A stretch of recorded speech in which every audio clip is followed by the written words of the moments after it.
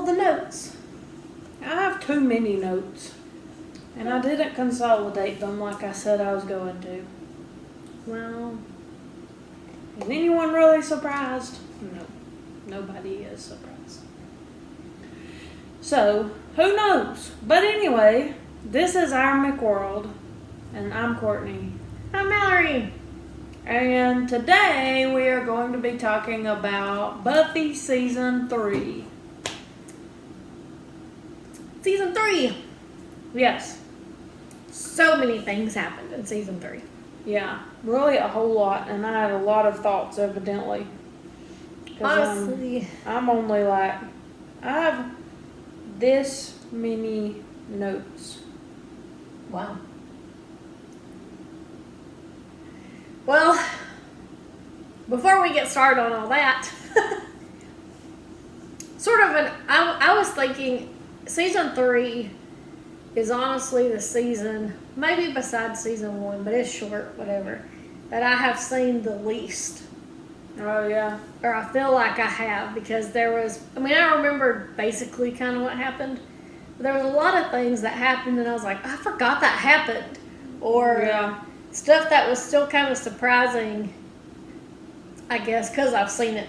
But it is really good. So overall, it's one of the better seasons as a whole, I think. Yeah. Of the show. And it has, of course, it has some great episodes, but... Yeah. I really liked the season as a whole, but also I spent a very large part of this season being very irritated at people. But we'll get into that. So where should we start?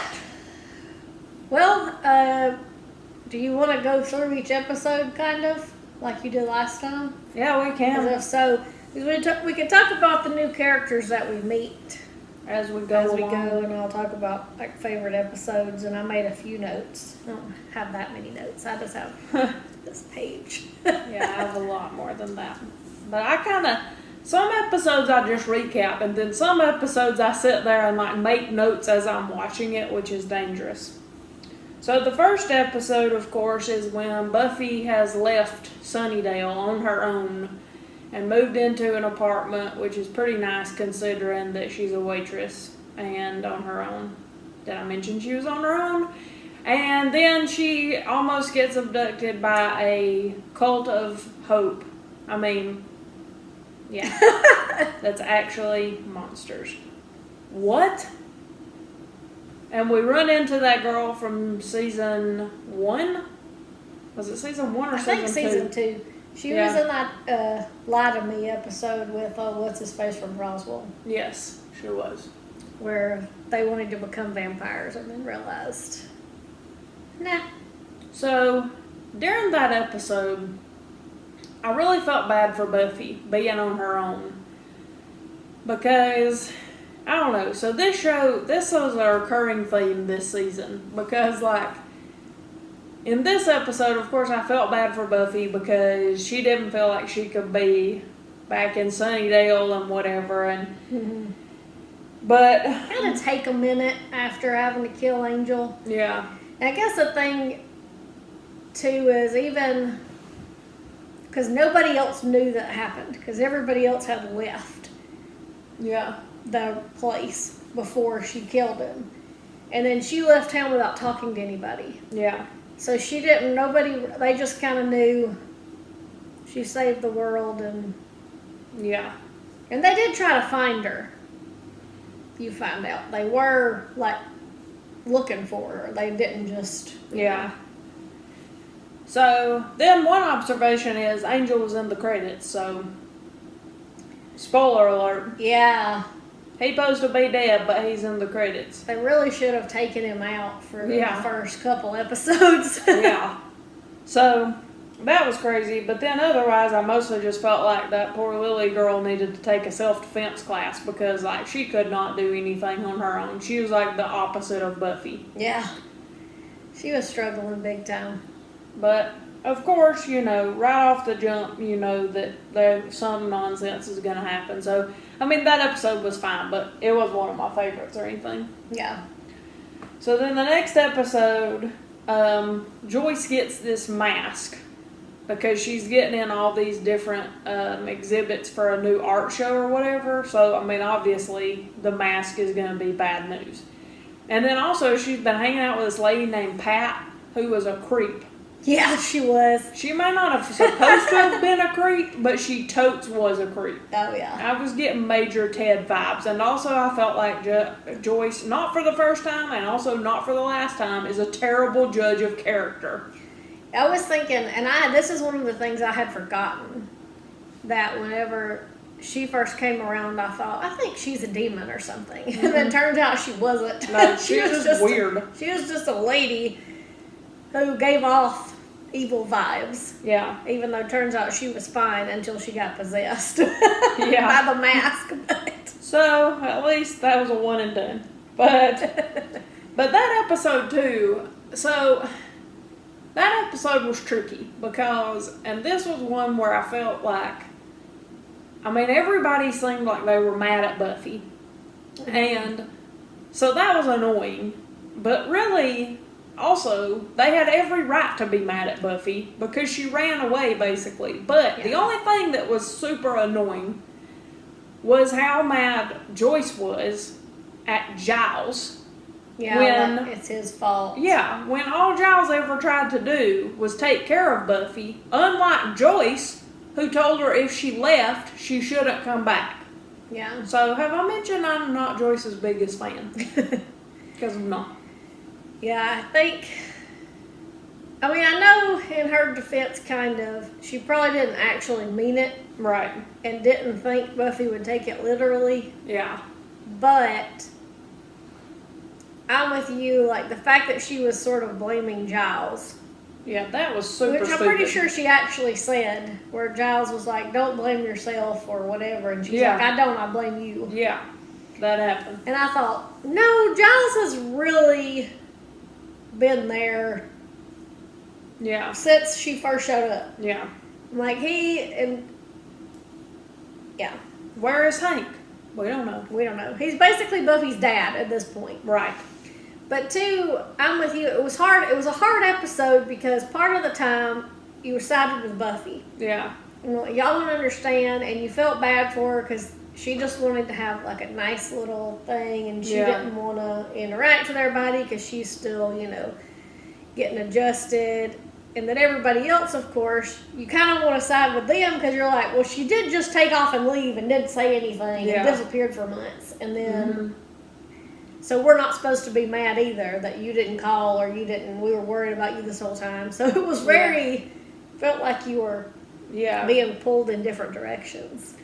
Yeah, I mean, they did a good job with that. Mm-hmm. This show does a pretty good job with that, I feel like, a lot of the times, like, because, too many shows, you have the protagonist and you just always side with them, pretty much. Yeah. Like, there's no, anything that opposes the protagonist is bad. Yeah. There's not, a chance to sit around and think, well, we've gotten better about doing that primarily because of The Walking Dead, because we watch Talking Dead and we think about things from other perspectives, but that's how, so this one was a hard episode, but, it was good too, but it's crazy how that one went down, I guess. Yeah. So then the next one was mostly like Mr. Trick and there was some kind of a hooved demon, but we really got into more of like the mayor's nonsense and the principal being in all with the mayor and I don't know, the mayor is so weird. Yeah, so you finally meet the mayor, I think. Yeah. In that episode. You've heard about him before, but you never actually met him. Mm-hmm. And so he's a very good character in ways because he's so straight. Like, I don't know. He's like a germaphobe. Right. And he's so pleasant. Yeah. For the most part, even when he's doing bad things, he's like smiling and happy and stuff. Yeah. For the most, until, later on, but he's got this strange it makes him creepier, I think. Yeah, a little bit. Because he's not straight up evil. Right. Like, he doesn't come off as evil necessarily. Yeah. He does it in a cheerful way. Yeah. So then, after that episode, we had Pete, Jekyll, and Hyde, is what I wrote down. I don't remember what that even is. That was the guy. Oh! That was the guy that was abusing his girlfriend. And he kept turning into a monster. Oh, yeah. And I thought, is this show like, are some of these demons actually supposed to represent real problems? I don't know if I said this in the last one, but now I believe it. Now I'm like, because, you know, of course we had the one episode about the girl feeling invisible, and then she was invisible. And then now we've got this one about this guy that turns into a monster and abuses his girlfriend. Yeah. And so it's like you're putting on this human face around other people, but really you're a monster. Yeah. Right. I think that's true for a lot of the villains and demons and things on this show, really. Yeah. Connect to a lot of real life things. And I think that was one of the ones where, I don't know if that was one where Oz was a werewolf or not. My notes are not really, they're organized in chronological order, but I don't make any like breaks to be like, this is from episode 1. So, I don't know, because I know mostly I wrote, Oz is going to break my heart, I just know it. I know he was friends with that Pete guy, or I'm pretty sure he was. But I don't know, I don't think that was the one where he was a werewolf. But, so anyway, then after that, Faith shows up. Yes, so we meet one of the new characters who's a big character for the show. Faith, the new vampire slayer. Because if you recall last season, Kendra was killed. Yes. So of course a new slayer has been called, and of course shows up in Sunnydale, which I think, well, when she first initially comes, she says that her watcher is like gone somewhere or something. Yeah. And she's coming to Sunnydale to hang out with Buffy. To meet Buffy, basically. But then we find out her watcher's actually dead, and this demon, I think, killed her watcher and is now still after her. Mm-hmm. So now they do try to help her at some point in one episode, like. Yeah. But Faith is played by Elijah Dushku. I'm just assuming everybody who watches this, if anyone watches this, has already watched all of season 3 of Buffy. Yeah. And she's kind of, I don't know how to describe her.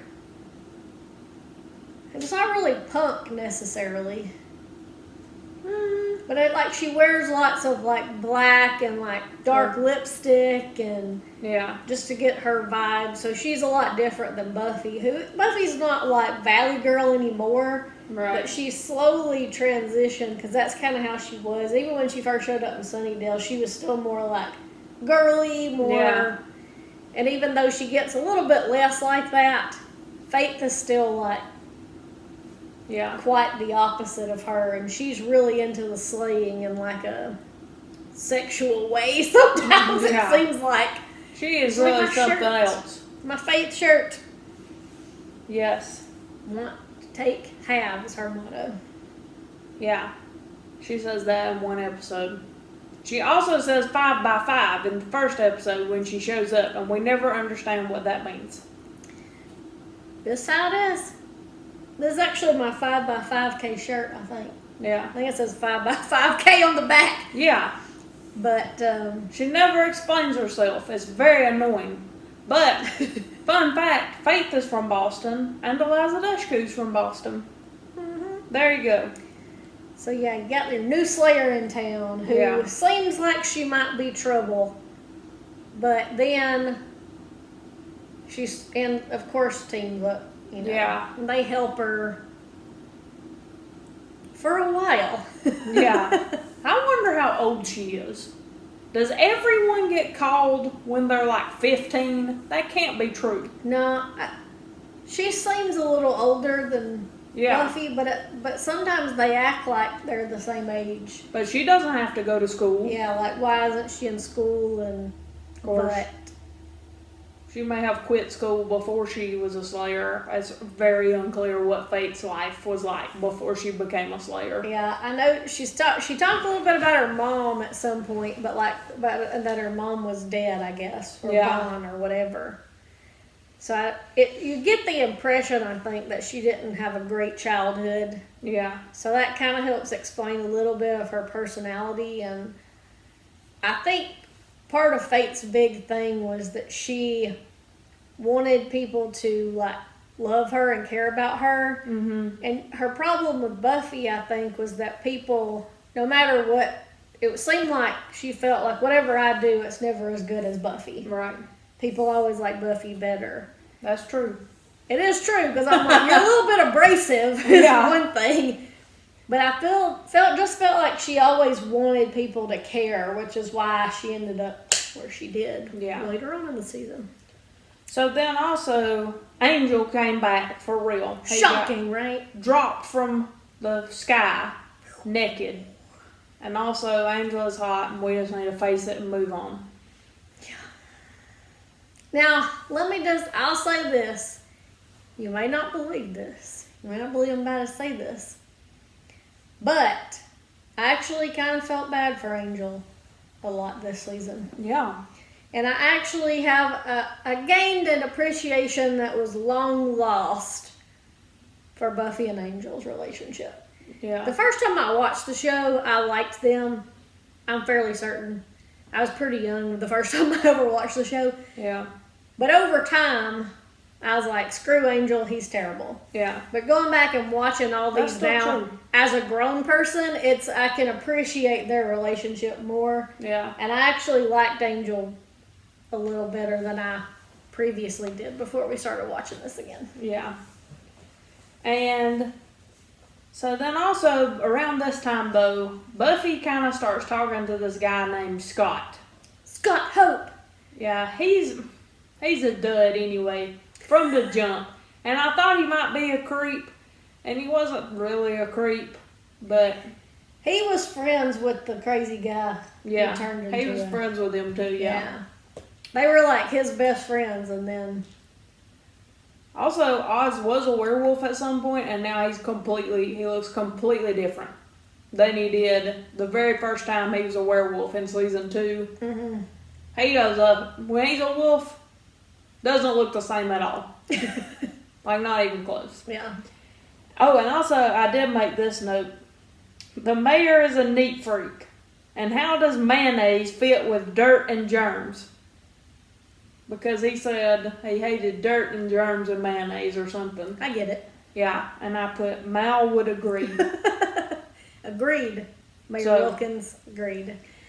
Anyway, I think that came right. So then right after that, Faith and these people come to town. Well, Trick, I guess, calls people to town to basically hunt and kill Faith and Buffy.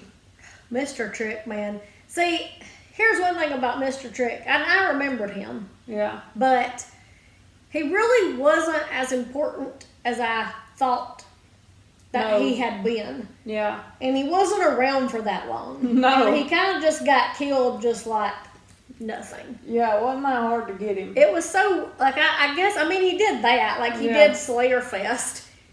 Yeah, that's what it was called. I guess that was his crowning achievement. As you'll recall, was the name on my shirt from one of our teams that we were on. Although now I'm questioning why we named it that, because that was all about trying to hunt and kill Buffy and Faith, but whatever. So, unfortunately for him, he got it all wrong and ended up with Buffy and Cordelia instead. Yeah.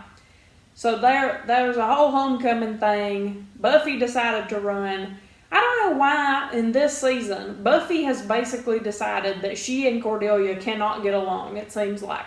Yeah, it's funny because after season 2, Cordelia by the end seemed to be on their team, and they Yeah. were all getting along, but now they're not anymore. Well, her and Buffy, I guess, mostly at Right. first.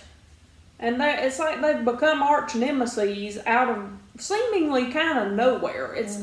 And I mean, I know Cordelia is kind of jealous of the amount of time Xander spends with Buffy and, you know, whatever. But at the same time, it's like this episode, I just thought, why are y'all so at each other's throat? Like, to me, it was so weird that Buffy even chose to run for homecoming queen, because I know she kind of did really want to win so she could have something from high school. Like normal. Yeah, but it more so seemed like she really just didn't want Cordelia to have it, which is kind of real petty.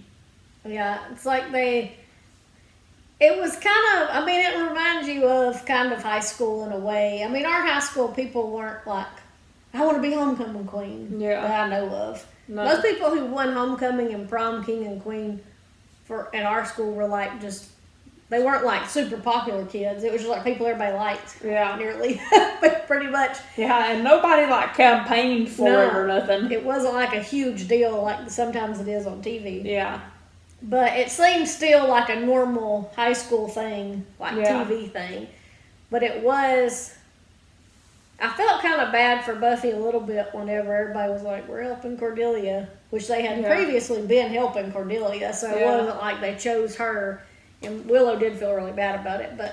And I get Buffy wanting to have that normal thing, wanting to be kind of who she was before she was the Slayer, but it got out of control. I didn't think it was funny neither one of them won. Yeah, that was funny. And then Scott, the creep, broke up with Buffy, or decided not to go to the dance with her, which was a total jerk move, except for also I totally understand why he did it, because honestly, Buffy's just not that great of a girlfriend, for being real. She kept kind of ditching him, which at this time she had found out Angel was back, and she didn't tell nobody. Yeah. And she was trying to still date Scott anyway, after, of course, everything crazy that had happened. Because when Angel came back, he was almost feral in a way at first. Yeah. And then she realized, like, if he had been in this hell dimension, that's obviously that something like that could have happened to him. But he did eventually chill. It didn't take him really that long to chill out and kind of become more like old Angel. Yeah. So I guess she was still, into him. So she wasn't really doing Scott right, but also... Yeah. I mean, she was doing Scott dirty, but he sucked anyway. He has one of those voices where everything he says is like... monotone. One level. Yeah. It's almost like he's got an ASMR. He's trying to do something like that. He's not a passionate person. But he talks... It's quiet. I don't know. It's weird. Yeah. Anyway, Scott was a dud. I'm glad he's gone. Yeah. Here's what else is happening on the relationship front. Xander and Willow keep trying to get together, and I hate that. Yeah, so that was in Homecoming, right? That episode was the first episode where they kissed. Yeah. They were in their formal wear, I think. I said, what the hell is wrong with them? I had forgotten about that. Or I hadn't thought about that in a long time, I guess. That they had ever kind of got together or kissed or whatever until I was watching that episode and they did, and I thought, oh yeah, I forgot that whole story arc. Yeah. And it was funny, and I think I had read that Joss Whedon the creator, the writers and stuff, that people had kept saying, oh, we ship Willow and Xander because, Willow was in love with Xander for a while. And so lots of fans were like, we want them together. And so they were like, fine, we'll put them together. But now see what happens. Everybody, was like, oh, I don't like Cordelia, whatever. But then after that happened, everybody changed their tunes. Right. It's like, most people were like, never mind, this is terrible.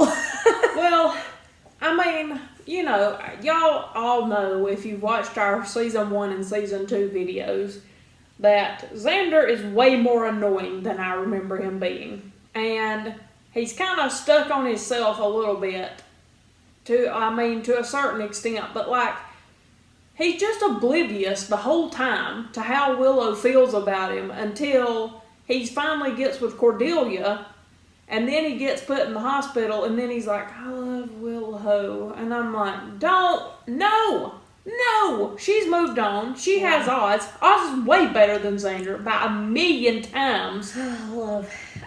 Every time when I've been watching these 2 seasons, I just think, I know I said this in the last video, but I forgot how much I loved Oz. Yeah, Oz is freaking great. He's amazing and also hilarious. Yes. See, Oz is a person, unlike Scott, who really never changes how he talks. Right. But it's great. It's to a good effect. Funny. That's the point of the thing, though, with him. It's kind of like Ferb on Phineas and Ferb, even though he got that from Oz, not the other way around probably. But yeah.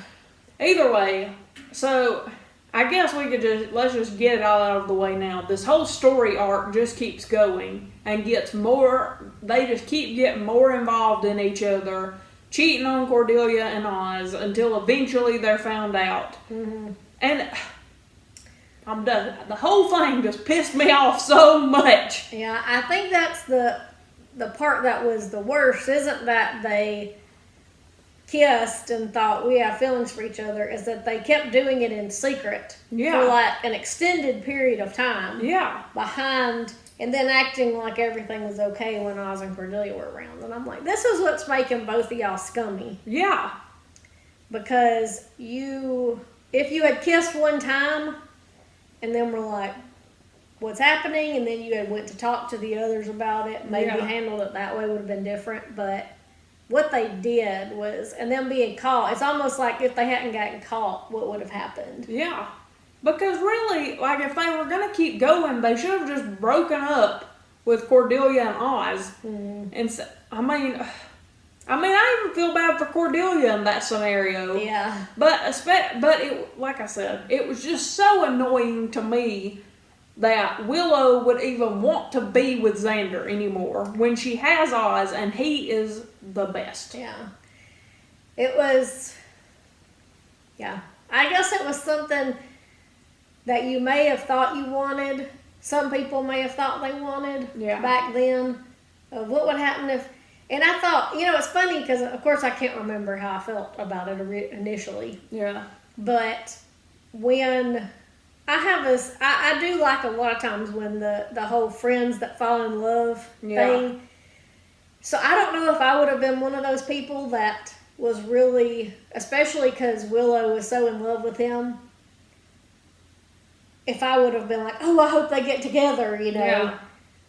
But I guess now watching it, and even though I was like, oh my gosh, I forgot it happened, and I obviously know what happens afterwards, I thought, no. I mean, at one point I kind of wanted them to get together too, but then, like I've said, clearly I'm, really rooting on Xander.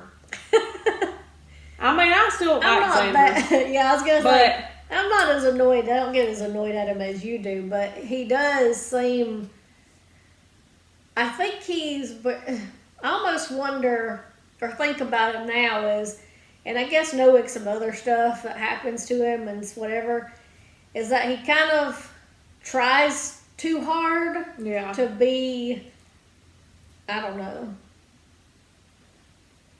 to like, I don't know how to just, like he's trying to be the best. He's trying to make up because he doesn't feel like he is, because he's not like, I mean, it's like the episode, I guess there's an episode in this season, the Zeppo, which was all about Xander, and it was kind of, all the stuff was going on, and they sort of shut him out, like, you can't help. Yeah. Because you're not a slayer, you're not a watcher, you're not a werewolf, you're not a witch. Yeah. So they didn't say you're useless, but I think that's sort of, in a way, how he feels sometimes, so I don't know if that's what causes him to, like, act more like a jerk because he has those feelings, but then sometimes you want to be like, just get over it, like, I'm sorry you're not one of these things, but you could still be Yeah, but you don't have to be a jerk about it. And I know, too, that, of course we're coming at this with the 2021 lens. Yeah. But, I mean, there's no excuse for ever acting how Xander acts sometimes. That it shouldn't have been boys will be boys then, and of course, but now, so, of course, that's more on our minds probably. But yeah, it's like you make an excuse, so you're just acting like a teenage boy, I guess. Yeah. So, anyway. But you shouldn't be acting like that. Yeah. So, back to the episode by episode kind of thing. The next episode is one of the best episodes of the season, and that's the band candy episode. It was one of my favorites of the whole season. Funny. It is hilarious. Snyder is acting like a madman. Of course, Giles and Joyce hooking up was like on the hood of a police car. Yeah. It's so funny. It was later on in the season when Buffy got the mind reading power, because she never found out until then, and she accidentally heard it in her mom's thoughts. Yeah. I thought. Yeah. And then I like when sometimes she'll bring it up to Giles, and he's like, yeah. It was one of those, so that episode was one of those moments this season. This kept happening over the course of the season to where I thought, where is Faith? Yeah, she disappeared a little bit for some of those episodes in there. There's just different episodes where Faith's she's just not there. And anyway, then they went off and wait, is this the one? No, this is... Yeah, they were all just going crazy and being teenagers so they could steal babies and stuff, right? Yeah, they were having some kind of fundraiser for the band. Yeah. And they sold all this candy, but they were mostly, I guess, selling it all to adults. But when they ate it, they were regressing. Yeah. So they all kind of turned into teenagers again. But most of them were... like acting way out of course, character for them as adults. Yeah. Because Giles, of course, we kind of found out a little bit about Giles' past in the last season. Yeah. And this one, you kind of see what Giles would have been like back then, which is nothing like what Giles is like now. So it was very funny and cool to, see all them and like the teenagers of the show are like, were we having to be the adults right now? Yeah. What's going on? This isn't fair. Yeah. So, that was a cool episode. I just really liked that one. It was funny. So then, after the band candy episode is when they had to fight Lagos, and Gwen Post showed up, which is really who they had to fight. Mm-hmm. And that was another episode where they did a good job in dealing with emotions, because Buffy and Angel they hooked up, they made out again or whatever, and everybody was really mad at her, which was one of those times to where you feel bad because you think, she really loves him, but then when you stop and think that Angelus tortured Giles and killed Jenny Calendar and all this other stuff, you can't help but think they kind of have every right to be mad at you. It's like we get her point of view, but we also get theirs. Yeah. And you can't really 100% take either side, because you're like, they're not wrong. Yeah. You're just forgiving him for everything by taking, But also you're like, but he's really not the same person, and I love this person, so how am I supposed to just, Yeah. And it's hard. See, this is another reason why, and you kind of see it here. So between this episode, and so Gwen Post is terrible, obviously, but... Yeah, whatever. She was supposed to be Fate's new watcher, but really she had ulterior motives. Yeah, and also she was not even a watcher because she'd been kicked off the Watcher Council and they didn't approve of her being there anyway. Mm-hmm. But see, so then the next episode, I think, is Lover's Walk, where Spike shows back up. And this is another perfect example of Spike versus Angel. Because... and I know we kind of mentioned this before. It's never clear why, or so far, why Angel is the way that he is when he has no soul, when Spike is never like that.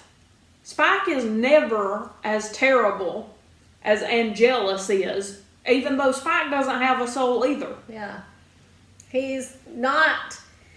I think mentioned something like this at some point, is that Angelus was, I mean, he really was all about not just killing people. He doesn't kill to feed. Yeah. He kills for fun, but he doesn't just kill for, like Spike, who was like, I'm going to go kill a Slayer. He's like, I'm going to go and torture someone and drive them insane. And it's like he gets off on actually being a psycho instead of just being like, I'm going to go fight somebody because fighting is fun and we're going to kill him. Yeah. It's And see, since it's really not clear why that's the case, you kind of have to err on the side of that Angel is choosing to be that way. Because all the other vampires aren't like that. Yeah, most vampires are similar to how they were when they were alive. Yeah. They're not a whole lot different personality-wise. Yeah. I mean, over time, I guess they may change. Like, I guess Spike evolved into, but at this episode, you see that I don't know if we've gotten a Spike back. I don't think we've ever gotten up to this point. But, so spoiler alert, but he was kind of just I don't know a good way to say it. Like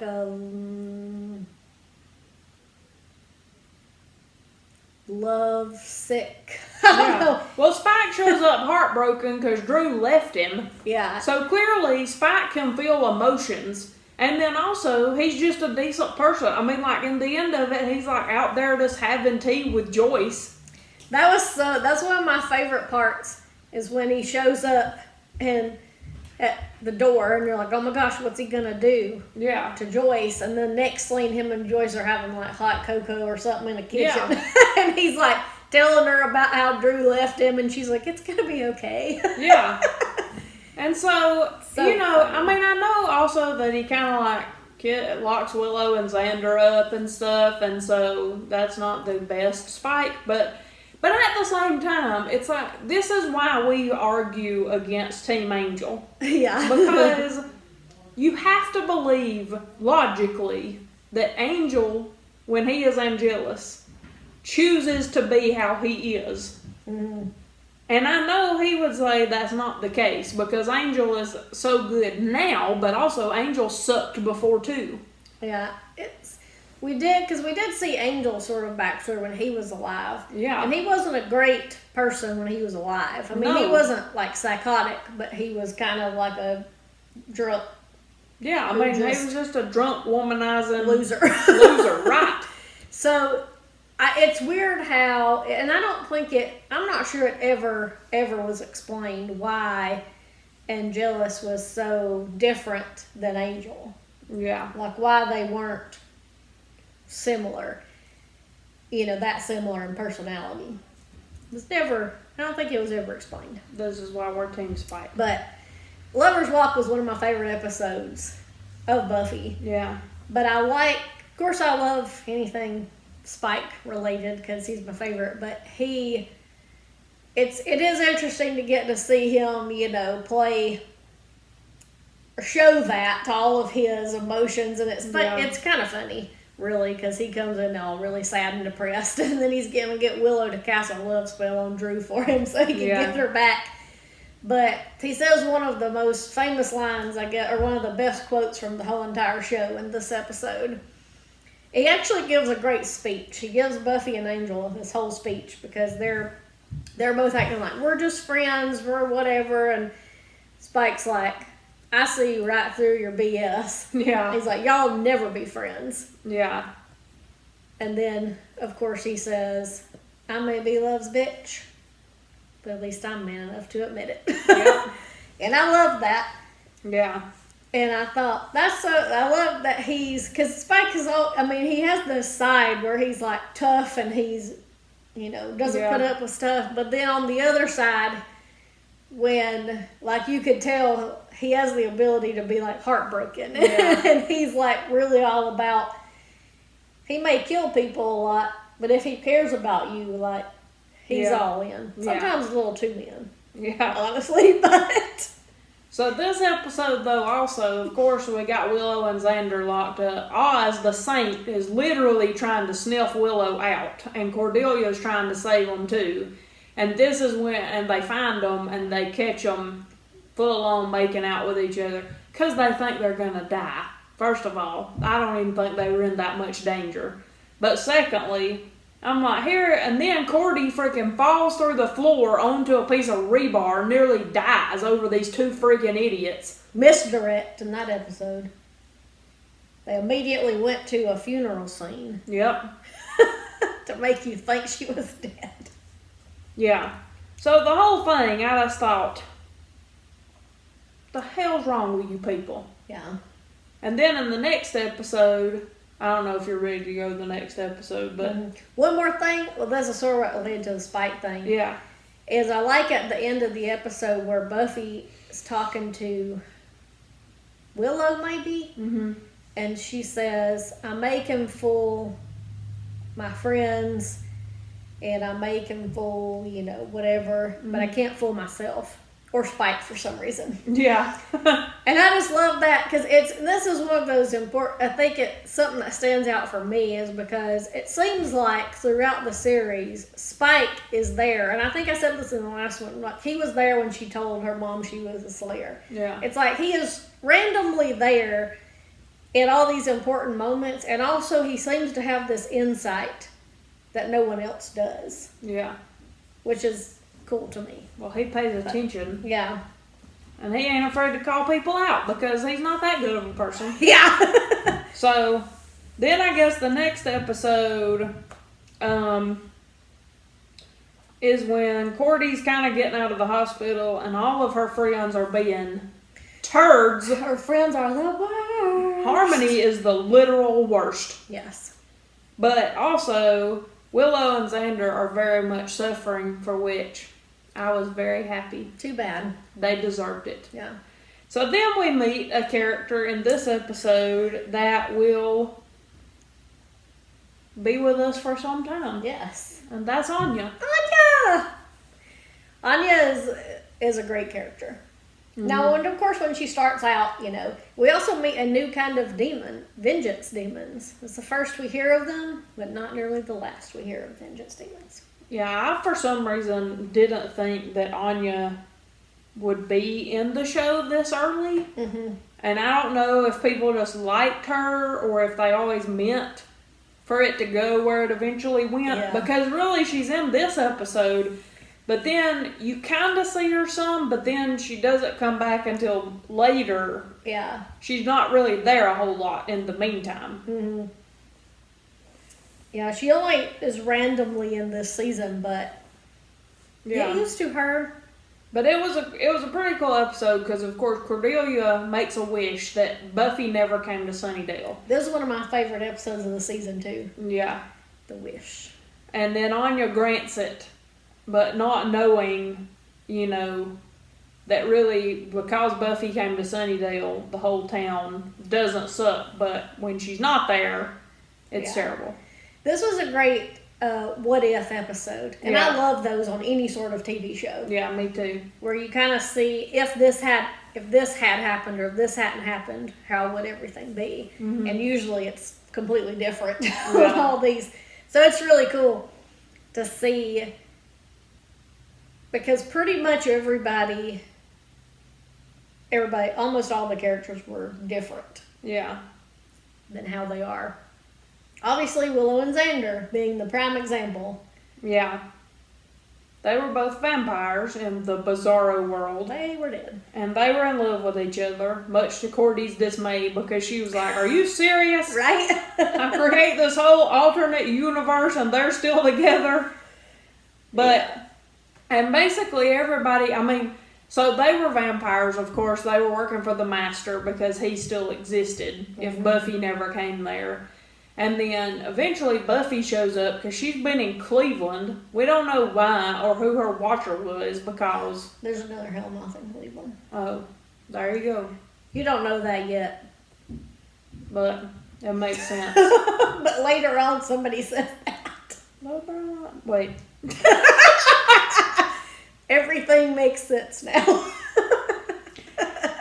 So, a couple of notes that I had from this episode. So I thought it was cool that Larry had joined up with the people fighting the vampires. And of course Oz was doing that too. But then I looked Larry up, and you probably already figured this out, but Larry is totally one of the jerks from Hocus Pocus.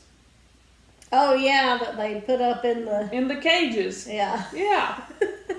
Didn't realize that. Yeah. And I also thought it was funny how this, of course, is related to future seasons, but I thought it was funny that Anya thinks Xander is a total loser. Yeah. Also, Xander is a total loser. So she hit that nail on the head. Yeah. That's the thing with Vengeance Demons, their whole deal is women scorned. So they seek out women who've been wronged by men. Basically, they're out to get men. Yeah. And when they say, just try to get them to make a wish that something bad will happen to the man, and they make it happen. So that was also a good episode, and it was kind of fun to see all that bizarro world stuff. Like we said, we like that. Yeah, it was neat, and they had Angel. They were keeping him as a pet. Yep. And they eventually, so it was a cool episode, and of course Giles was the one who inevitably saved the day, because Xander and Willow killed Cordelia in the other world, so how you like that world now, I guess. Yeah, really. But it was cool to see. So then the next episode is when the Bringers of the First are there. Don't forget that. Yeah, don't forget. And they keep bringing back basically all of... So the first... I'm assuming, also I know, spoiler alert, can take all these different forms. And so anyone who's died. Yeah, okay. So the first is taking the form of all the victims of Angel and haunting him. Especially Jenny Calendar, who's really giving it to him good, which was very entertaining. Mm-hmm. Yeah, that was a good episode, actually. And I remembered that episode, even though I hadn't seen it in a long time. I'd forgotten that all of the other people haunting him, except for her. Yeah. But yeah, the first can take on the form of anyone who's dead. Otherwise, it's not a corporeal being on its own. Okay. It can only look like people. I don't think it can actually touch anything ever. That's why it has its bringers and its people it helps it. So, it was crazy because really it seems like Angel, we kind of find out why Angel was brought back in this episode, but it was just like to kill Buffy. So that's wild. Yeah. And also he looked terrible with long hair. Yeah, he did. I remember them saying too that initially they weren't planning on bringing Angel back after season 2, but then they decided they were going to give him his own spin-off show.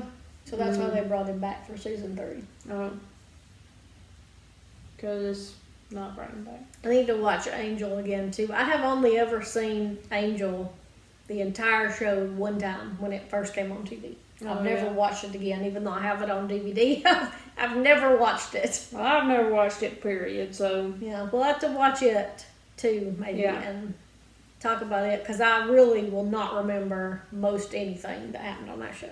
Also, somewhere in here, just for fun factness too, I found out that Jonathan is one of the creators of Empire, and he co-wrote The Hunger Games and The Butler, and a McCain-Palin Emmy award-winning TV movie. Yeah, I knew that he had written The Hunger Games, I think. Yeah. Because I saw his name in the credits, and I was like, hey, that's Jonathan. Yep. Recurring nerd Jonathan. Yeah. He had a big episode this season. Yes, he did. So, then, the next episode, I guess, the parents of Sunnydale lose their freaking minds. Although, I gotta tell you, the parents of Sunnydale have got to be the most weak-minded people I have ever seen in my life. They will believe anything. Yeah.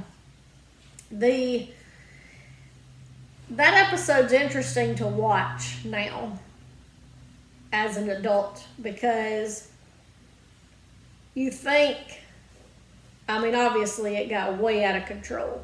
But at first, when Joyce was like, things happen here, we pretend that nothing bad's happening, but it is. Yeah. And I thought, you're right. People just all the time sit back and never do anything when the murder rate is insane. And they even make jokes about it, about how high the murder rate is. The number of animal attacks has to be off the charts. Yeah. And so her saying there is something wrong. Now, whenever she went good off spouting about slayers and stuff, I was like, Joyce, that's a secret hell. Right, me too. But, which turned out they were kind of being a little bit... Yeah. I'm not sure. They weren't really possessed, I guess. I don't know. They were just being coerced by these ghost kids or something. Yeah, so basically it was Hansel and Gretel. And so Joyce found them dead because she wanted to go out with Buffy on patrol, kind of, even though Buffy told her that was a terrible idea. And it was. So, but really, these kids just keep dying over and over and over again. I'm not real sure what end. I think their whole deal is trying to cause chaos. So, like, they show up dead, and then the people in the towns that they show up in start, like, a witch hunt. Yeah. Because they're like, who killed the kids? And then they just I guess they somewhat get into their brains and, like, make them really, I don't know. Yeah. Because it wasn't just, like, basic concern. It turned into, like, literally a witch hunt. Yeah, like they were literally trying to burn Willow and Amy at the stake. And Buffy. And then Amy turned herself into a rat, which... Rat Amy. It's kind of, she kind of served her right, if I'm being honest, because really... It's been annoying to me that Amy has gotten so into witchcraft when it literally made her mama into a crazy, insane person that tried to kill everybody to get on the cheerleading squad. Cheerleading is not that important. No. I didn't make the cheerleading squad, and I didn't try to use witchcraft on nobody. Well, see? So, there you go. You don't have to resort to witchcraft. And then, I guess, I don't know if this actually happened. This may have happened in the episode before, but I just want to point out, I think it was the episode before, Oz gave Willow another chance. Oh, yeah. I think it was the episode before, sorry, backtracking. And she was all like, I basically told him she would sleep with him. And he was like, no, Yeah, like... First of all, you don't have to do that. But secondly, this is not the right time. We, need to wait until it's a great time for both of us. Oz is the best. Oz, man. Then it started snowing. Yeah, it was in Sunnydale, in California. And Bangle got back together.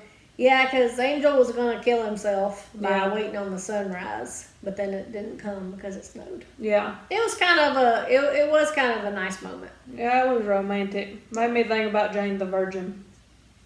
Because, snow was always important to Jane and Michael. Romantic thing, because of course it never snows in Miami either.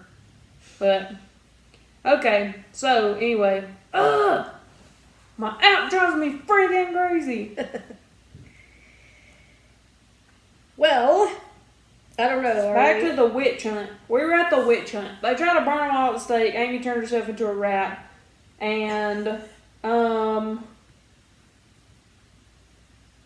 fell through this part was funny.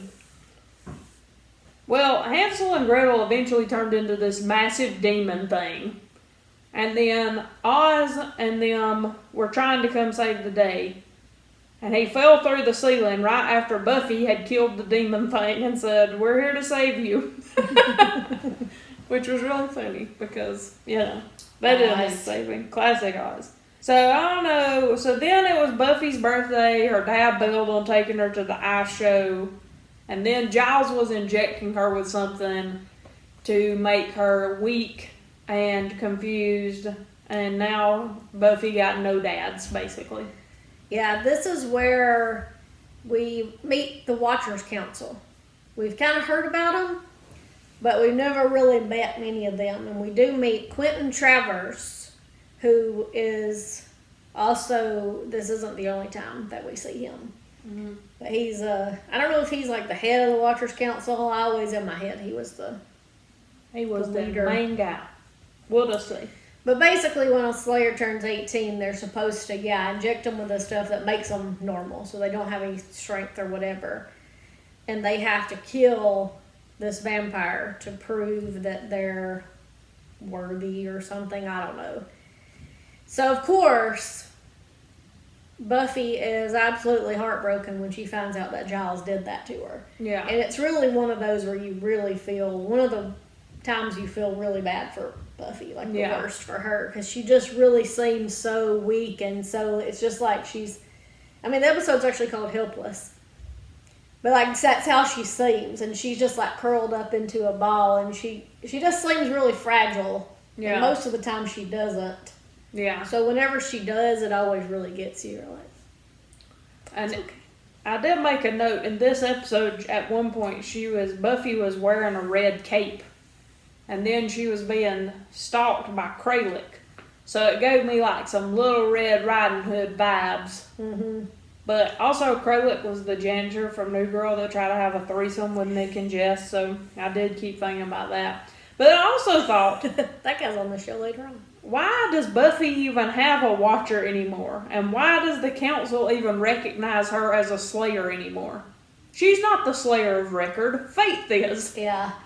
It's like they, I don't know, they still, and maybe that's part of Faith's problems too, is that everybody still focuses on Buffy even though she's supposed to be the Slayer.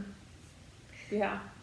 And I don't know if it's when this happens, but Faith does then, well actually, after this episode, Giles sort of gets fired because he ends up helping Buffy. Yeah. When he's not supposed to. So they kind of fire him from the Watchers Council.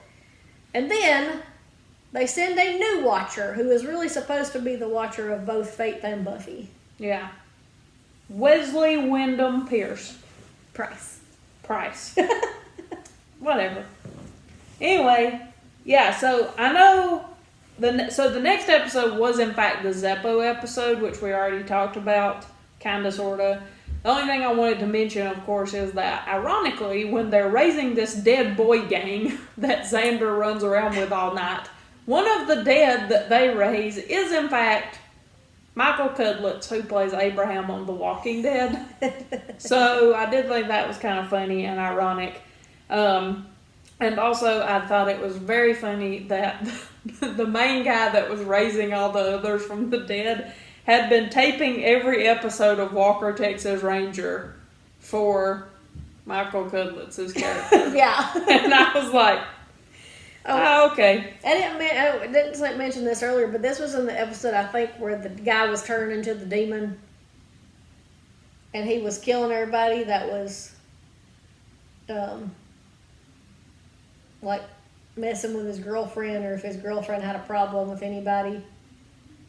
Anyway, the guy that played Mr. Mosby on The Sweet Life of Zack and Cody was like the counselor or whatever. You know, Buffy went to see him and he was like giving her this advice. You know, she really liked him, and then that girl had said something about him, and then he ended up dead. Yeah. But it was that was the Pete, the Dr. Jekyll, Mr. Hyde. Yeah. Thing. Anyway, yeah. Mosby. Yeah, Mosby. Oh yeah, I forgot about that. So then, two of these characters slept together. Who were they? Maybe my brain will like connect the synapses to spit them out. It was Xander and Faith. Tried to name literally everyone else on the show first. Yeah. Yep, Xander. I think. Well, of course, you know, like we sort of talked about, Faith is one of those people that she just wants something. Yeah. So she has it, takes it. And Xander was like, kind of, what's happening? But okay. Yeah. And then afterwards, it's sort of like the opposite of a lot of times. And some stuff that happens later on is, instead of the guy being like, okay, I'm done, it was her. Being like, okay, That was cool. Get out. Yeah. So then the next episode is when Wesley shows up to be the new Watcher. And I was shocked because also, first of all, I only thought Wesley was on Angel. And secondly, I didn't know he was a Watcher at all. So I thought, what? He's a Watcher? He's very stuffy. Ain't he though? Very British. Yeah. Although, I don't think that dude's actually British either. And also, it seemed very strange because at least when Wesley shows up, of course, it's unclear how old he is, really. I'm assuming he's supposed to be early 20s. Yeah, I'm not really sure. Because eventually that will come into play this season. But also, he looks older, a lot older than them. Yeah. Especially than Willow, Mm-mm. who he's married to in real life. Yeah. So, yeah, I don't know. But also, he's not a great watcher. And in this episode, in the episode where he shows up, Buffy decides to be a bad girl with Faith. Yeah. Which was another one of those episodes to where I thought, what are y'all doing? Yeah, like cutting school and doing all this just to go. And she wanted to let loose, I guess, but I thought, I'm not sure this is the best way. No. And of course it was making everybody else mad. Willow was getting irritated at her, and as an audience member, you kind of get irritated at her because you're like, why are you all of a sudden acting like this? Yeah. Giving in to the darkness of the Slayer. Yeah. So then they inadvertently kill a man. Alan. Yeah. His name's Alan. He works for the mayor. And Faith accidentally stakes him. They are fighting other vampires. Right. And then Alan shows up. I think Alan was actually coming to, warn them about the mayor. Because the mayor has been planning this whole elaborate plan. And I don't know if he, at this point, says what it is, but his ascension. Yeah. And so Alan, of course, you could tell he's kind of nervous every time you see him when he's around the mayor. Yeah. Because in this episode, they're actually looking for Balthazar, I think, and the Illuminati. And Balthazar, I think, is like Jabba the Hutt when they find him. I know, he's like super gross. Giant, gross thing. Terrible. But keep pouring water on him. Yeah. So, then, I guess, then the next episode, so they kill this man. So then they end up trying to go look for the person that killed Alan, even though it was Faith. So then Faith is just slipping further down the rabbit hole of being bad, and because she keeps claiming she doesn't care that she killed him. And you can tell she sort of does. It's affecting her, but she just doesn't want to admit it. Because I think she doesn't want to have to deal with it. Really. Right. And at first, Buffy's not telling it. And this is what I thought was a little strange at first, was Buffy didn't tell anybody. Yeah. I figured she would tell, I mean, I know she wanted to, but it took her a minute to tell everybody. Which, of course, really, Faith tried to go in and say, Buffy did this. Yeah. And I just can't live with it anymore. Yeah. And I thought, but they didn't believe her. They made her think they believed her, but they didn't. Yeah. So then she went and got up with the mayor and started working for him. Yep. And obviously we know that's going to be terrible. But then the next episode, I think, was one of my other favorites from this year, and it was Doppelgangland. Yes. Where, in an attempt to reclaim her vengeance demon necklace, Anya accidentally brings back Vamp Willow. Yeah, it's kind of cool because you get to see our Willow interact with that Willow. Yeah. Who is completely her opposite, and that's another interesting thing. If that wish world was reality, it's funny how different, sort of like Angel we're talking about, is Willow as a vampire. Well, I'll say different and not. Yeah. Than Willow as a human. Yeah. But it's because some of the things that she says, like about her being like a darker character, and they kind of gay. Yeah. Later on, yeah, some things may not be too far off from Vampire Willow. Yeah. Well, see, at first Buffy tries to tell her, well, you change completely when you turn into a vampire, and Angel starts to tell her that's not true. Although, for him it is, so what the hell?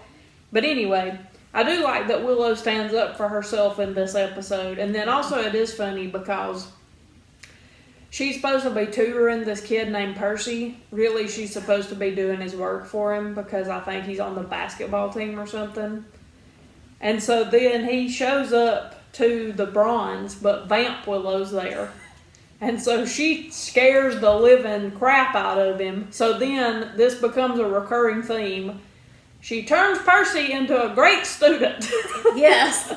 That was funny. Like, he shows up at the end and he's like, I did my work. And I did this. And I did all this work. Yeah. But Percy, this is another funny thing, because Percy, even though he's only in a handful of episodes, he's also in my Buffy game.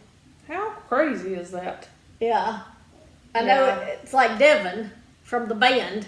Yeah. Devin and Percy somehow, which that game, admittedly, my Buffy game was based on season 4 and prior. Because it came out right after season 4. Yeah. Or right around the season 4 time, because it has season 4 characters in it too. But it doesn't go beyond that in that particular game. So maybe that's why, but I thought it was weird because they seem like just sort of random characters to make it into it into a game. But yeah, really. So this is just random note. Couple of random notes. So anyway, do you have anything else about Doppelgangland? Mm-mm. Okay. So the next episode, Faith and the mayor decide they're going to try to bring back Angelus. So Faith called the mayor her sugar daddy, and that was hella gross. And then I thought, this is unrelated but not also related. So, you know, this whole time, Angel, since he's come back, has been living in this mansion. But, like, nobody else ever comes up there. What's it for? Who lives there? Who's normally there? Why has no one showed up to try to, like, do anything? Just a cool abandoned mansion. Yep. That would only be comfortable for a vampire, by the way, because, like, there's not hardly any comfortable furniture in there. No. So, I don't understand. Anyway, I felt like Faith had no idea what she was getting into, trying to bring Angelus back, and then they were making out, and that was super gross. Yeah, that was a cool episode. I liked that Angel. He did a good job of, and I knew once that I had kind of forgotten that had happened. Like, yeah. But once it started, I thought, oh yeah, I forgot. I started to remember that he was pretending that it worked, that her spell worked. Yeah. And so he was acting like Angelus again, which was cool because, of course, I loved Angelus. Yeah. Even though I knew he was acting. This is where I felt bad for him. Yeah. Because after that, because it turns out it had been a plan with all of them. Like, Buffy had basically said, I need you to pretend to be Angelus. So she told him to do all this. And then after it was over, she was like, well, I have to think about you and Fate, so we need to take a break. And he was kind of like, but you told me to. I didn't want to. So I did feel bad for him a little bit. Well, he did go back to also, like, treating Buffy like crap, like Angelus did, too. Yeah. And so, I get that. I did feel bad for him because for Buffy, it was just too real to let it go. But I loved his line where it was Fate says, that where Buffy says, you know, I can't believe I thought all this about you. And she said, oh, I guess I'm the world's best actor. Yeah. And then he goes, second best. Yep. What's up? I was like, that's great. And I feel like that would be such a cool moment for people who were just watching it for the first time, who actually thought Angelus was back. Yeah. Because I feel like it would have been easy enough to think Angelus was back. I did. And then when he said that, you're like, yeah. Cool. Yep. So the next, I like that. It was cool, yeah. So the next episode, Buffy gets demon goop on her, and ends up getting telepathy because she has the mark of the beast. Also, the day after I watched this episode, my hand itched so bad, which is how Buffy started, and then I was like, am I going to start hearing things? I didn't. It was suck. So then she hears all this stuff, and she hears someone say that by tomorrow everyone will be dead. And of course, like most incidences of telepathy, people think it's going to be cool, and it's not that cool. Yeah. But, eventually it starts to drive Buffy insane. Here's what I thought, though. So she realizes she can't hear Angel's thoughts, because she immediately goes over there to try to, listen to them. Yeah. Why didn't they just take her up there? Yeah, see, I don't know. Whenever she was having all those issues, I thought, well, isn't Angel the best person to kind of help her or be around, because she can't hear him. And he don't live near anybody. Yeah. This episode was actually supposed to air, I think it was 99. Mm-hmm. It was supposed to come on, and not long before this episode was supposed to air is when the Columbine shooting was. Oh. So they actually they pulled it and didn't air it until much later. Oh. Because, of course, they thought it would be insensitive to air it. Yeah. Right then. So it ended up, I don't even remember how much later it was before they actually showed it. Weird. But they took it out because of that. Yeah. Because at the end, she thinks she finds Jonathan up in the bell tower with a gun. Although here's a question, because he had I don't know what kind of gun. It was semi-automatic or something. It was like a rifle. I don't know. It was a huge rifle. It was a huge gun. It wasn't a semi-automatic. I think it was just a rifle. But he said he was up there, so she goes to talk to him. And she gives him this really good speech about, you feel like people are ignoring your pain, but everybody really has their own. Yeah. So it's not like they're ignoring you specifically. Right. But it turns out it wasn't him. It was the lunch lady who was trying to kill everybody. But so they saved the day again. They saved Jonathan. Yeah. So, next episode, they're all trying to do something, but I forget what. But then Faith captures Willow. And the mayor holds her hostage. But in the meantime, she's really putting that to good use because she starts snooping through the mayor's files. Yeah, and she reads a bunch of the books of Ascension, and she steals a couple of the pages at the end, we find out. But also I thought, why didn't she just set all of his crap on fire? Yeah. Honestly, I'm not... Oh, they got that box. Is that when they had the box with the spiders in it? Yeah, he had this box with all these spiders in it. Was that the same episode? I'm not sure, but at some point that happened, because as it turns out, as part of his ascension, he has to eat them. Yeah. Which is gross. He had also previously, before this episode, done part of the ritual to make himself invincible. Yeah. Because Buffy had tried to kill him or something in this episode, which we had seen that. We had seen it in action before. Yeah. But I think she had tried to kill him or something in that episode, and he was like, you can't kill me. Yeah, it was the episode with the spiders, because they took the box, and then he gave Faith this knife in this episode, which was like her prized possession, because now the mayor's becoming like Faith's dad, which is extra creepy. Yeah, and it's crazy because they develop, honestly, it seems like an actual legitimate father-daughter relationship, and he really seems to care about her. Yeah. It's not like he's just using her. Because at first you think, he's just going to be using her as his slayer. Yeah. But then really, he's not. Yeah. For some reason, he just really cares about her. Yeah.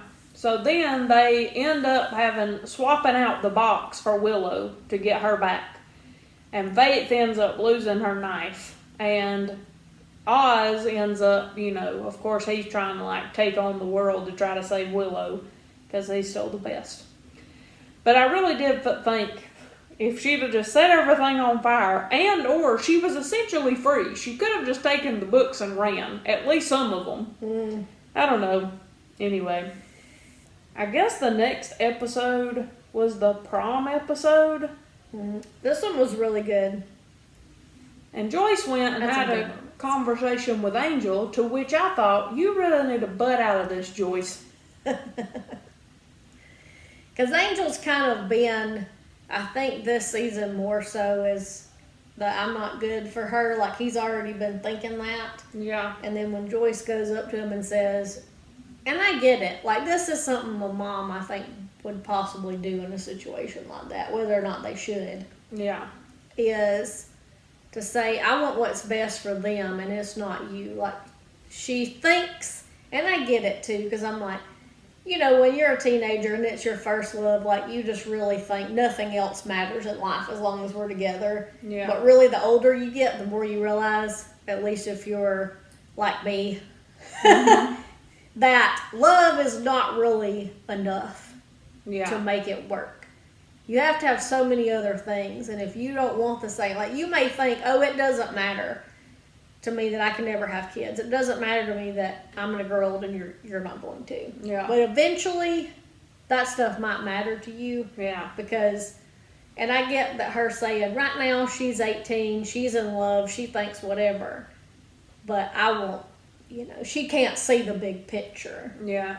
Even though it is kind of a jerk move to go behind Buffy's back to her boyfriend and be like, you need to leave.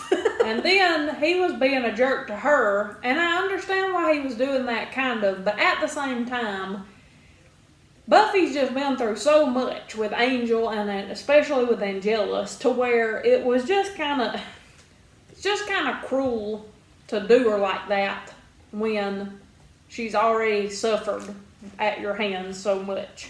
Yeah. And then, of course, in this episode, we also find out that Cordy's dad has been not paying his taxes. So now she's going to have to move to Schitt's Creek. Yeah. Just kidding. She is poor now, but doesn't want anyone to know. Yeah. Which is also important going into Angel, I'm fairly certain. Yeah, probably. But, yeah, so she's, that was nice. Xander went and paid off her prom dress for her. So that was nice. Yeah. Because she never did really...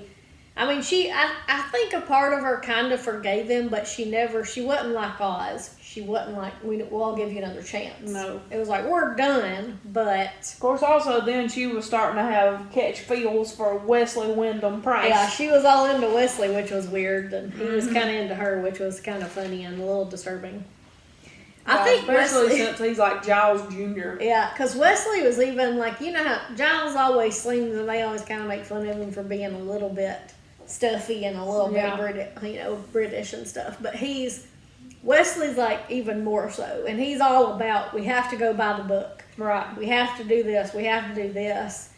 And I think nobody listens to him, and I feel a little bad for him because everybody's always ignoring him and stuff. Yeah. But he tries too hard to do exactly the right thing. Yeah. But eventually he kind of comes around and it's like, I just want help. Right. You know. Yeah. But him and Cordelia's thing's weird. But they do end up kissing at one point in one of the final episodes. And it seems like both of them are kind of like it's the worst kiss ever. Yeah, like they thought, oh, well, never mind, we're never talking about this again. And I cannot for the life of me, because both of them are on Angel. Yeah. I don't remember what happened when they first, so that'll be something to find out. Stay tuned. Like when they come back together again, they're like, remember that time we awkwardly kissed? Yeah, right. But anyways, also in the prom episode, I just want to mention this, we also meet Tucker Wells, who is so he's never in any more episodes, but he's important later on. You'll find out why. But he's the one who has raised these hellhounds to come and destroy the prom because he hates everybody or something. Yeah. But yeah, we'll talk more about Tucker in later seasons. So, if you know what I'm talking about. This episode was good, mostly because, of course, poor Buffy has to take the whole night to go save them from the hellhounds. Mm-hmm. And then she manages to do it all, and she goes to the prom, and they're handing out, like, apparently superlatives, which is kind of weird, to be honest, because I don't normally do that at the prom. Yeah. Also, normally superlatives are decided at like the first of the year, so that, at least at our school, so those people can be in the yearbook. Yeah. But anyway, because first of all, Jonathan hands out the award. How did Jonathan get to go to prom, you might ask? The world may never know. Dude just brought a gun to school. Yeah.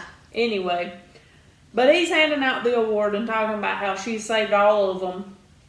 That they have the lowest mortality rate of any class. How low is the bar? Right? So that's what I'm saying. Like, Joyce wasn't totally wrong in that episode Right. at first, where she was like, something, this town, we've been silent for too long. Yeah.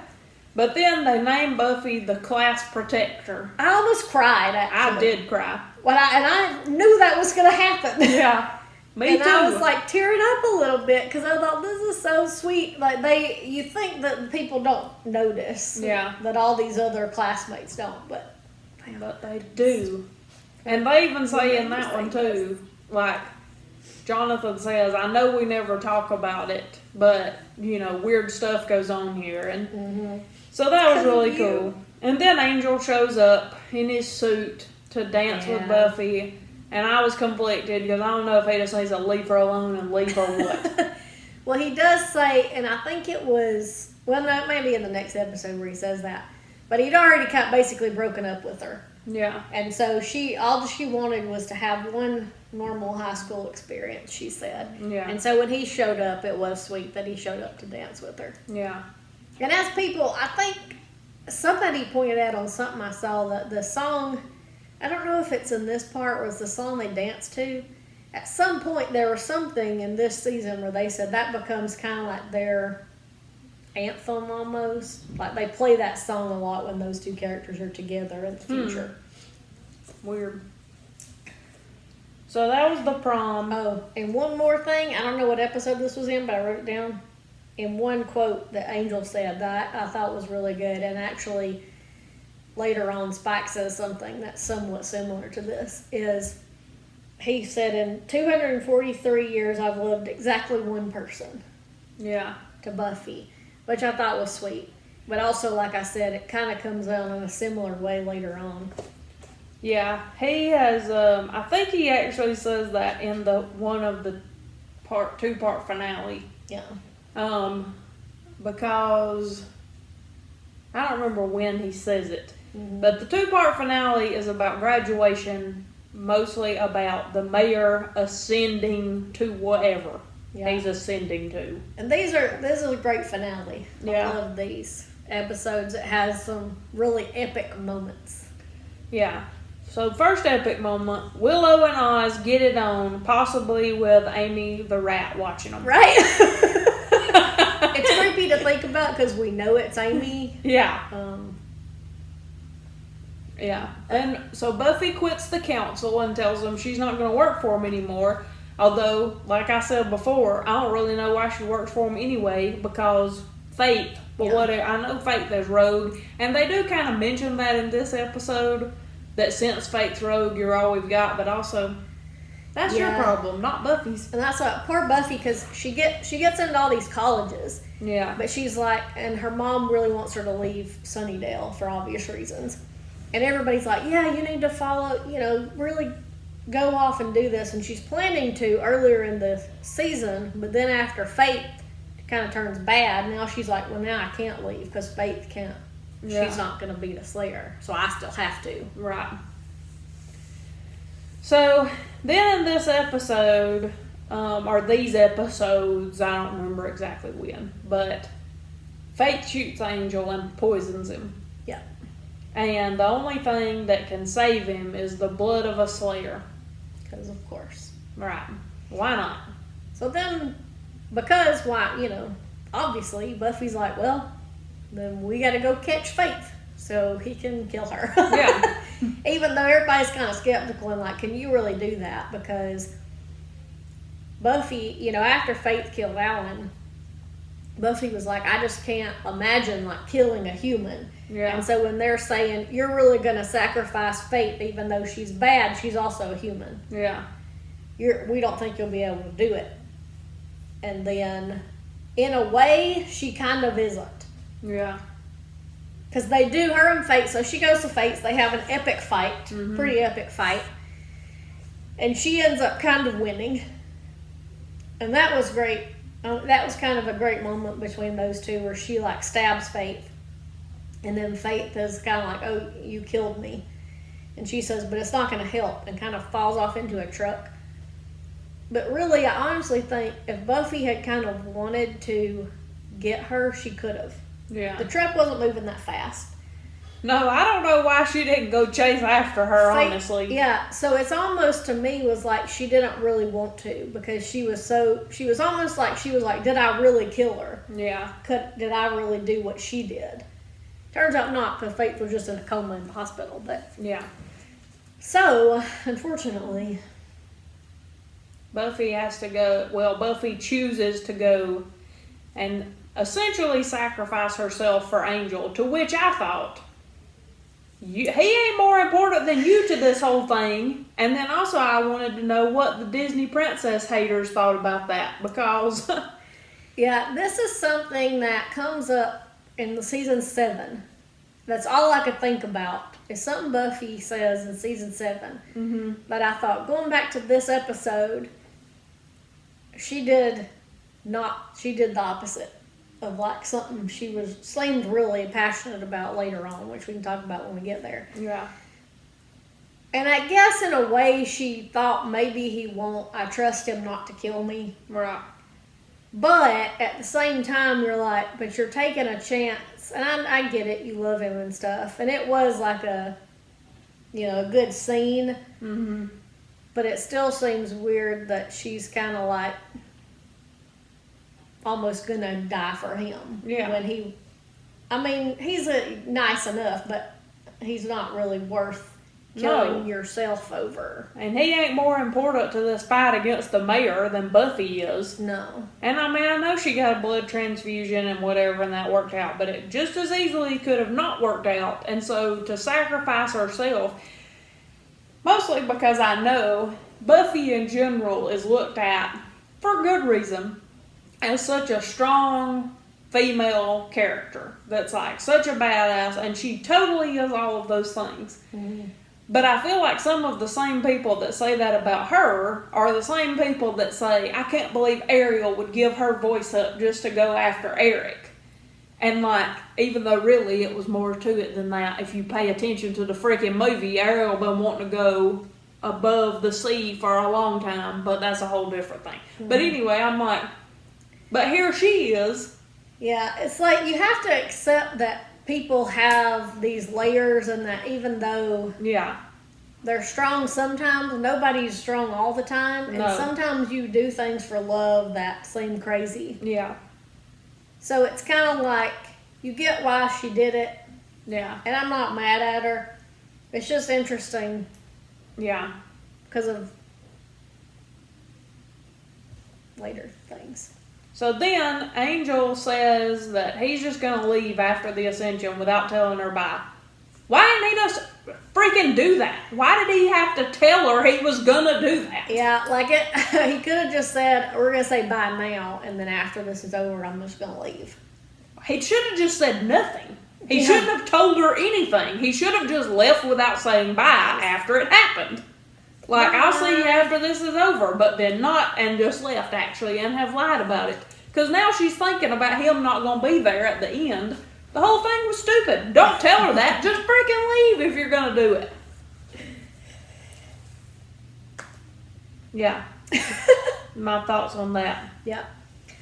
So coming into the part 2, this is when, and now if you were really paying attention, you may somewhat know something. I mean, you know something's going on because you see Xander goes to talk to Harmony. They're talking about how Buffy has this whole plan. Yeah. But but they don't tell you what the plan is.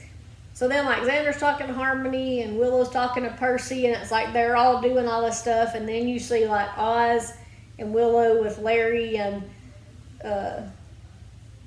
Jonathan, maybe. I don't know. There were several people that seemed like, but you just kind of saw them do random things, but you weren't really sure what they were doing. Yeah. So I guess if you had time, you could have theories, but of course I already knew what was going to happen. Yeah. But they were plotting to take down the mayor. Yes.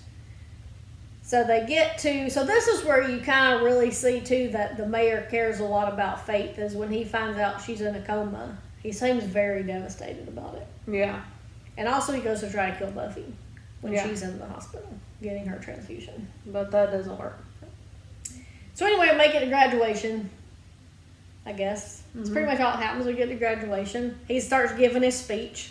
They're like, is he going to give the whole speech? Yeah, this in itself is torture. They actually talk about how cruel he is because he's going to give the whole speech.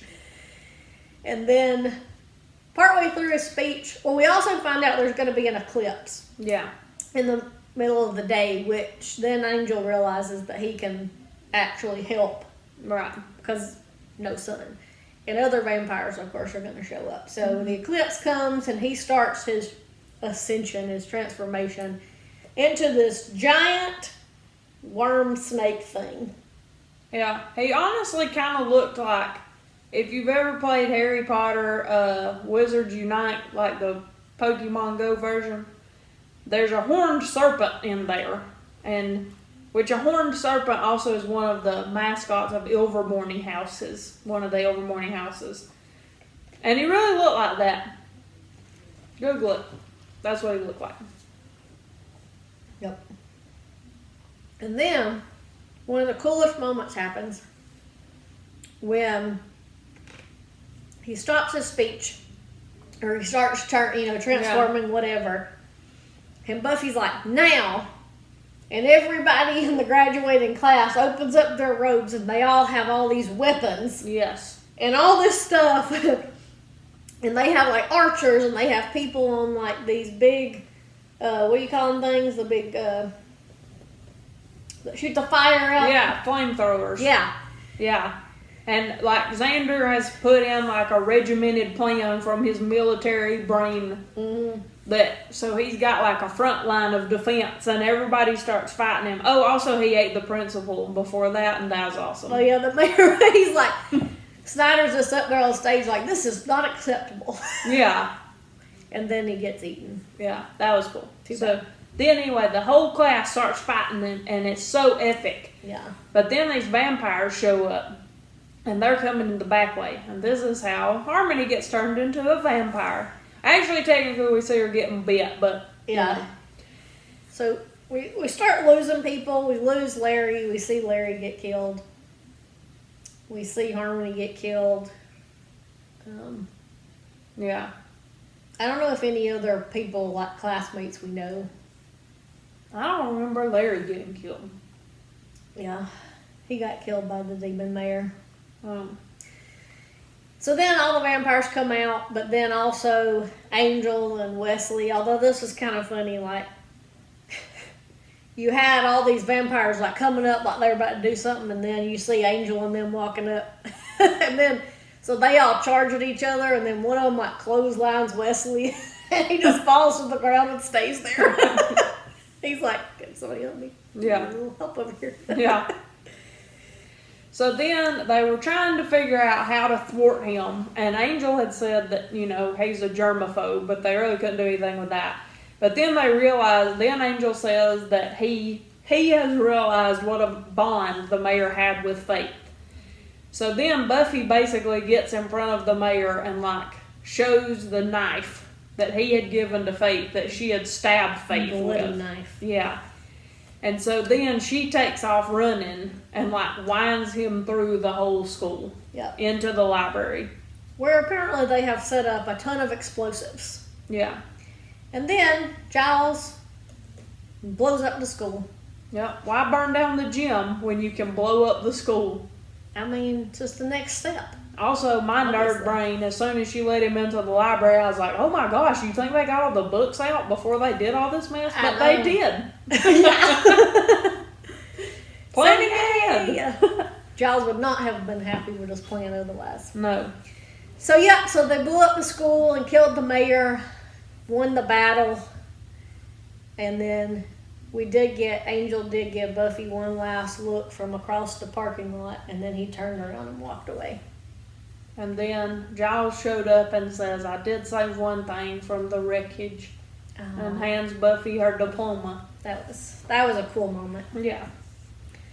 And that was pretty much it. That's pretty much what happened that season. So overall, I thought it was one of the better seasons overall. Yeah. Some seasons I like, have more of my favorite episodes. Right. But I like having Faith there. Yeah. I thought the mayor was a pretty good villain. I thought it was a good season. It was a good season. Best one so far, in my opinion. So. Yeah. Just not enough Spike. Yeah. But Although, here's something interesting. I was watching my DVDs, Mm-hmm. Spike is on one of the DVDs for season 3. He's on one episode. But he's on a DVD for season 2 as well, but he was on season 2 a lot. Yeah. But he was only in this one episode. So when I got to my disc, I think he was on the last disc. I was like, "What's Spike on this disc?" I mean, I'm not complaining, but I guess by the time we actually got DVDs, Spike was an entrenched character. Maybe it was later on. Because keep in mind, this girl was recording every episode on a VHS tape. Yes, I was. Starting from season 3 beyond, I had every single episode. And then I had gone, when they aired old episodes, I got those too from seasons 1 and 2. But yeah, season 3 on, I had every single episode every week. I recorded it on tape. And saved all the tapes. It wasn't like record it and then record over it. No, I had all the tapes. I had Took up a whole drawer of tapes. So if I wanted to watch it, because they didn't have the DVDs at that time. Yeah. And we, of course, didn't have DVRs, or you couldn't watch things online and stuff like that. Yeah. So. It was a crazy world. Mm-hmm. So. And that was season 3. That was season 3. It was great. About to move on. Actually, I already started season 4. I'm not. I'm watching other things. I need a little bit of a Buffy break. Makes sense. Anyway, so if you haven't already watched seasons 1 and 2, our reviews of it, watch any of our other videos, which are not always about Buffy or even TV or whatever. Yep. We do all kinds of things around here. Yep. So, like it if you liked it. Subscribe if you want to see us do other things. And come back for we'll have our next Buffy review coming out sometime. And also more stuff and things. Yep. Let us know in the comments what you liked about this season, what you hated, if you agree with me about most things, or if you don't. If you don't, mind your own business. Just kidding. Until next time. Bye. Bye.